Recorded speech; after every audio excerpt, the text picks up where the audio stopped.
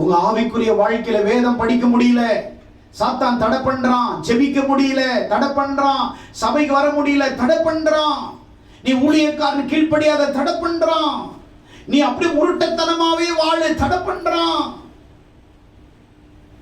எங்களுக்கு எந்த நஷ்டமும் கிடையாது. நஷ்டம் எல்லாம் அவங்களுக்கு தான், அவங்களுக்கு தான் நஷ்டம், நமக்கு கிடையாது. அநேக நேரங்களிலே நீ ஆவிக்குரிய வாழ்க்கையில் முன்னேற வேண்டும் என்றால் அது லகுவானதல்ல, சுலபமானதல்ல. ஆவிக்குரிய வாழ்க்கையில நீ வாழ வேண்டும் என்றால் ஏதோ வந்து ஆராதித்தோம், பாடினோம், சுகத்துக்காக வந்தோம், விடுதலைக்காக வந்தோம் என்று போறது ஒரு கூட்டம்.